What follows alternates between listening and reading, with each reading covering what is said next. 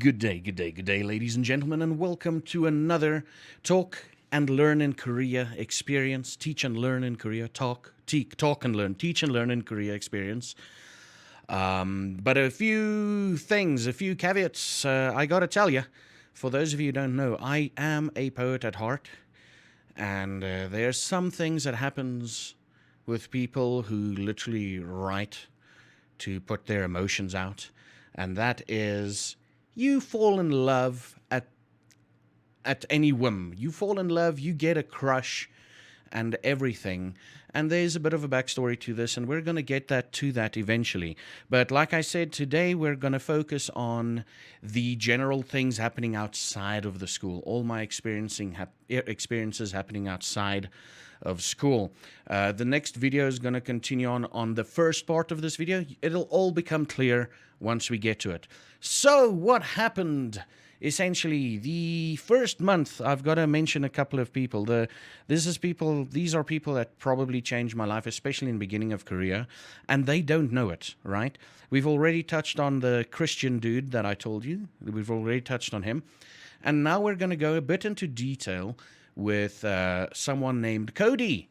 Yes, Cody. So what happened is, in my first month, while staying in Gochang, it might have been my first month and a half to 2 months. I didn't see any foreigners. They were foreigners, but I have not met them. Mainly because I was staying on that side of Gochang, on the downtown area side of Gochang, and all the foreigners were staying like near the fortress area. So I was like about 15 minutes walk away.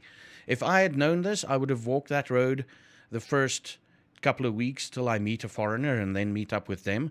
And I didn't know there was a Gochang foreigners group. So it was quite interesting. It was quite a lonely couple of months. Like a couple of, like the first 2 months was quite lonely in Gochang, to be perfectly honest. No foreigners. I've only spoken to Koreans. I think within my second month, and what got me into the foreigner group is the second month, I was waiting outside, and one of the foreigners was walking to their school down the road from my apartment. I was standing outside and smoking. I'm like, foreigner, I'm going to talk to you. You know, and we talked, but she was in a hurry. She was late for school, and she just went past me. And I'm like, cool, at least I know there's foreigners. But in this month, the first month and a half, about a first month and a half, maybe 2 months, close to 2 months, I had no one to speak to in English, right? I was quiet. Now, for an introvert, that's cool. But I somehow, I don't know, I think I spoke to him through Facebook or something, and we organized gaming sessions where I could speak to him, Cody, this Cody dude, where I could speak to him while we're playing games. And we played Diablo 3 at that stage.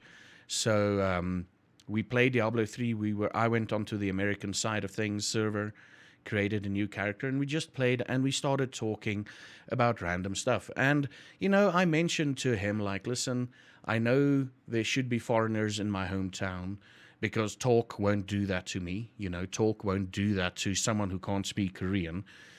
So I know there's foreigners in my town. I haven't met them yet. And he's like, man, just hold on for a few, and you can, you'll get to meet them. And I was like, yeah, okay, cool. So we spent days in the PC bung. Essentially, we organized, I think, the first 2 or 3 times that we're going to be in the PC bung. So what I did is I went to the PC bung, installed Diablo, and through Battle.net we connected. And it was... and the rest of the time, I would just open up my Battle.net account, and if he pops up, I would install Battle.net, and if he pops up, you know, we'd play a game or two together, or I'd speak to him on voice, or whatever, you know, we just communicated like that. And it was quite a lot of fun. It's basically, Cody, I don't know if you're ever going to see this, but basically thanks to you, you made my first 2 months in Korea on my own worth it. You made it I was looking forward to our gaming sessions more than you think. Okay. Turns out one of my friends, and I don't think you've met her, but one of my friends also lived in Suncheon. And yeah, it was. I just want to say thank you for those gaming sessions, right? Thank you for speaking to me and helping me out and helping me understand some of the Korean culture outside of you being a lecturer. And I just want to say thank you. You're an awesome guy. And one day we will meet again. Hopefully, one day we will meet again. But that's my thanks to Cody right there, the first 5 minutes of this video, roughly.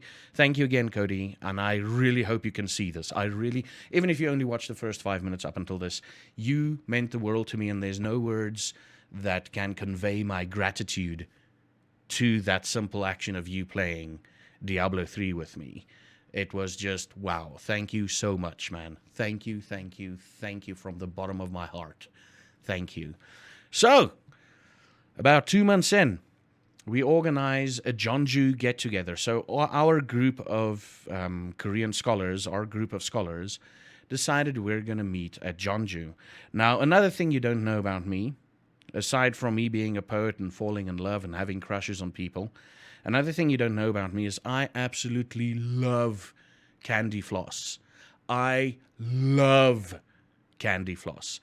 So, for me personally, getting on a bus, going somewhere with my motion sickness, it takes a lot out of me, right? So I do get a bit grumpy when I'm there and whatever. And we meet up in Jeonju and everything. And, we meet up with the group and everything. And there's this one girl in the group that I've taken a liking to. Like, I sort of had like a temporary crush on her. And I'm not afraid to say her name, Kirsten. Number one, she was British, and she was pretty damn pretty, She was British and pretty, and, blue eyes and all of that.